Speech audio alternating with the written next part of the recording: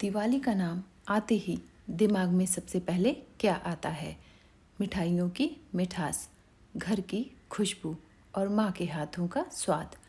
और अगर बात हो बेसन के लड्डू की, तो बस एक ही ख्याल, घर के बने लड्डू जो हर बाइट में प्यार भर दे। लेकिन आजकल के बिजी रूटीन में सब सोचते हैं टाइम लगेगा या बनेगा भी या नहीं, तो चिंता बिल्कुल मत करिए। मैं आपके लिए लेकर आई हूँ इतनी आसान रेसिपी जिसमें ना तो आपको अंदाज़ा लगाना है, ना ही तो कोई झंझट है और ना ही कोई confusion. Perfect measurements, perfect texture, सब कुछ मैं स्टेप बाय स्टेप दिखाने वाली हूँ। आपको बस वीडियो देखना है एक बार ध्यान से, और फिर देखिए कैसे आपके हाथों से बनेगा बिल्कुल हलवाई स्टाइल बेसन के लड्डू। इस दिवाली मिठास घर से शुरू होगी, तो चलिए बनाते हैं बेसन के लड्डू, घर के शुद्ध और बिल्कुल हलवाई स्टाइल। यहाँ पर मैंने गैस पर कढ़ाई चढ़ा दिया है और सबसे पहले लिया है 1 कप देसी घी। इसमें से आधा कप घी हम कढ़ाई में डालेंगे और आधा कप हम बाद में यूज़ करेंगे जब ज़रूरत पड़ेगी। यहाँ पर ध्यान रखिएगा कि जो हमें कढ़ाई लेनी है उसका तला भारी होना चाहिए। और अब इसमें मैं डाल रही हूँ 2 कप बेसन, और अब शुरू करते हैं हम बेसन की भुनाई। तो बेसन को हमें लो फ्लेम पर धीरे धीरे पेशेंस के साथ तब तक भुनना है जब तक कि इसका कच्चापन ना चला जाए और इसमें हल्का गोल्डन ब्राउन कलर ना आ जाए। तब तक हमें बेसन को भुनना ज़रूरी है। जब घर में मीठी सी खुशबू फैल जाए, बेसन की हल्की हल्की सी खुशबू आने लगे, तब हम समझेंगे कि बेसन भुन चुका है। कई बार लोग जल्दी करने के चक्कर में फ्लेम तेज़ कर देते हैं, लेकिन उससे होता क्या है, नीचे से बेसन जल जाता है और ऊपर से कच्चा रह जाता है। इससे लड्डू में कड़वापन आ जाता है और पूरी मेहनत बेकार चली जाती है। तो सबसे इम्पॉर्टेंट है गैस का फ्लेम लो रखना।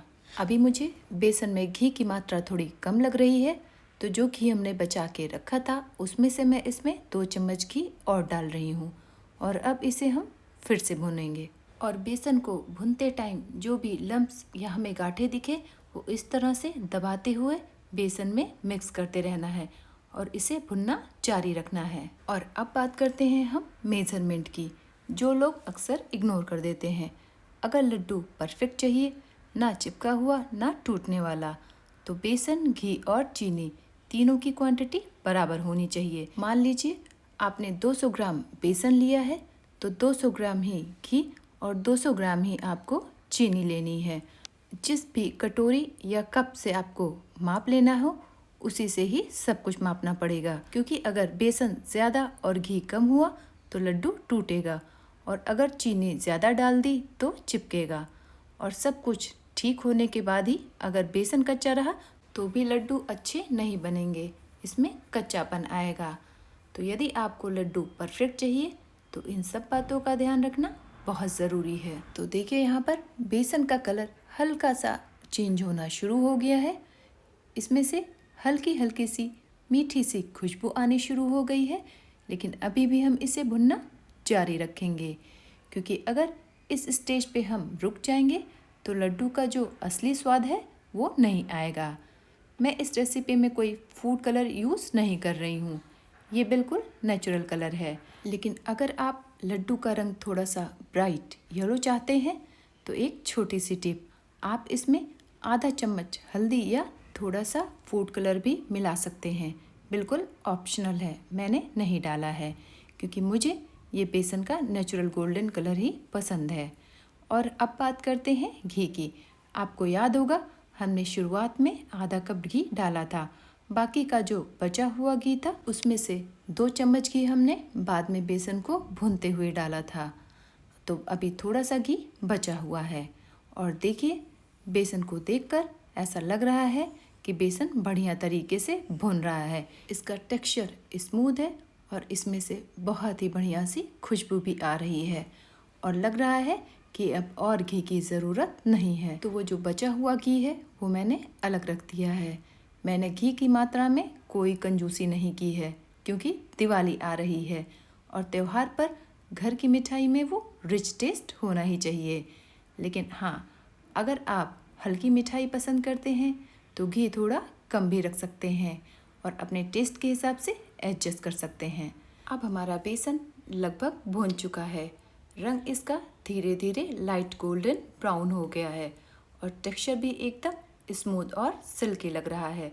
सबसे खास बात, अब जो खुशबू आ रही है वो असली बेसन की है, एकदम मिट्टी जैसी मीठी सी। यही मोमेंट होता है जहाँ से बेसन के लड्डू का असली टेस्ट शुरू होता है, क्योंकि अगर भुनाई कम हो गई तो लड्डू का स्वाद रॉ लगेगा और अगर ज़्यादा भुन गया तो कड़वा हो सकता है।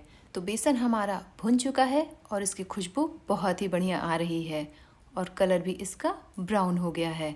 तो मैं यहाँ पर यूज़ कर रही हूँ एक छोटी सी ट्रिक, जिससे लड्डू का टेक्सचर और भी बेहतरीन बन जाता है।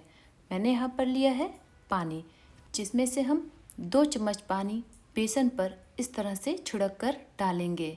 हमें एकदम से पानी नहीं डालना है। तो पानी डालने से क्या होगा, पानी डालने से बेसन का जो टेक्सचर है वो थोड़ा सा मोटी और दानेदार हो जाता है और लड्डू बनाने के बाद वो एकदम हलवाई स्टाइल खस्ता लगता है, ना ज़्यादा सॉफ्ट और ना ही तो चिपकने वाला। अब पानी डालने के बाद हमें इसे 2 से 3 मिनट तक भुनना है, ताकि जो पानी डाला है वो अच्छी तरह से सूख जाए। गैस का फ्लेम अभी भी लो ही रखना है। तो देखिए, अब बेसन पूरी तरह से भुन चुका है। कलर और खुशबू बिल्कुल परफेक्ट है, एकदम कमाल की खुशबू आ रही है। और अब हम गैस को बंद कर देंगे, लेकिन कढ़ाई अभी गर्म है तो इसे हम थोड़ी देर चलाएंगे, ताकि ये किसी एक जगह ज़्यादा ना पक जाए। अब बेसन बिल्कुल रेडी है, इसे हम किसी बर्तन में ट्रांसफ़र कर लेंगे। मैंने इसे एक प्लेट में ट्रांसफ़र कर लिया है, जिससे कि इसे ठंडा करने में आसानी हो। तो बेसन को हम ठंडा करेंगे, इसे बीच बीच में हम चलाते रहेंगे ताकि वो जल्दी और इवनली ठंडा हो जाए। हमें इसे तब तक ठंडा करना है जब तक कि ये हाथों से छूने लायक ना हो जाए, जल्दी बिल्कुल नहीं करना है। अब जब तक बेसन थोड़ा ठंडा हो रहा है तब तक चलिए हम रेडी करते हैं अपनी चीनी। तो मैंने यहाँ पर लिया है 1 कप घर की पिसी हुई चीनी। मैंने इसे थोड़ा दरदरा पीसा है, इसका फाइन पाउडर नहीं बनाया है। इससे क्या होता है, इससे लड्डू का टेक्सचर में हल्का सा क्रंच आता है, जो खाते वक्त काफ़ी अच्छा लगता है। और अगर आपके पास बूरा शुगर हो तो वो भी ले सकते हैं, लेकिन हर घर में नॉर्मल चीनी होती ही है, इसीलिए मैंने यहाँ पर चीनी का यूज़ किया है। और चलिए अब अपना बेसन चेक करते हैं। तो बेसन हमारा ठंडा हो चुका है, हाथ से छूने लायक हो गया है। अब इसमें हम डालेंगे अपनी पिसी हुई चीनी। यहाँ मैं डाल रही हूँ अपनी पिसी हुई चीनी और साथ ही मैंने डाला है आधा चम्मच पिसी हुई इलायची का पाउडर।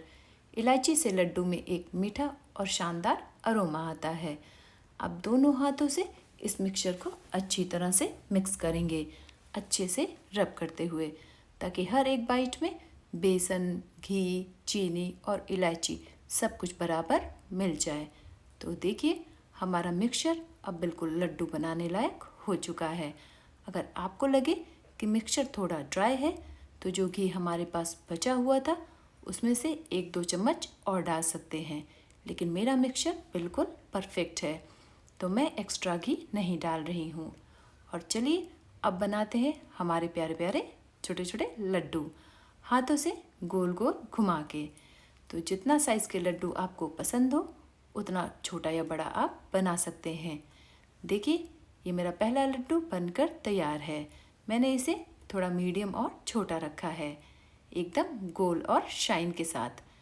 और अब यहाँ पर देखिए, मेरा दूसरा लड्डू भी तैयार है, बिल्कुल गोल और शाइनिंग। और इसी तरह से हम सारे लड्डू बना लेंगे। तो मेरे पूरे लड्डू बन चुके हैं। तो अब हम इसे एक प्लेट में सर्व करेंगे। तो इस तरह से हम प्लेट में इसे सजा लेंगे। और देखिए, मैंने पूरे लड्डू को प्लेट में सजा लिया है। इसका टेक्सचर कितना बढ़िया लग रहा है, इसका कलर कितना अच्छा आया है, बिल्कुल ब्राइट, और देखने में ये बहुत ही शाइनी लग रहा है। और अब बारी है इसे गार्निश करने की। तो आप अपने मनपसंद ड्राई फ्रूट से गार्निश कर सकते हैं या इसे स्किप भी कर सकते हैं। मैंने लड्डू को ऊपर से क्रश्ड पिस्ता से गार्निश किया है, ताकि और भी सुंदर लगे और थोड़ा क्रंच भी आए। और देखिए, हमारे प्योर घर के बने लड्डू तैयार है। कलर भी परफेक्ट, शाइन भी और टेक्सचर भी। चलिए एक लड्डू मैं तोड़कर दिखाती हूँ। देखिए कितने सॉफ्ट हैं, बिल्कुल मुंह में घुल जाने वाले, और टेस्ट भी एकदम बाजार से कहीं बेहतर। और सबसे ज़रूरी बात, शुद्ध और अपने हाथों से बनाए हुए। तो इस दिवाली आप भी ये बेसन के लड्डू घर पर ज़रूर ट्राई करें, बहुत ही आसान तरीके से। अगर एक बार आप बना लेंगे तो आपको इतना अच्छा, इतना प्योर लगेगा कि आप इसे बार बार बनाना चाहेंगे। अगर आपको मेरी ये सिंपल और आसान सी बेसन के लड्डू की रेसिपी पसंद आई हो तो वीडियो को लाइक ज़रूर करिएगा। और ऐसे ही सिंपल, इजी, टेस्टी और हेल्दी रेसिपीज़ के लिए मेरे चैनल को सब्सक्राइब करना ना भूलिएगा। मैंने रिसेंटली 10 मिनट में बनने वाली बहुत ही आसान सी काजू कतली की रेसिपी की वीडियो भी शेयर की है। अगर आप चाहें तो मेरे चैनल पर वो भी एक बार ज़रूर चेक करें। तो मिलते हैं नेक्स्ट वीडियो में। Happy cooking and happy Diwali.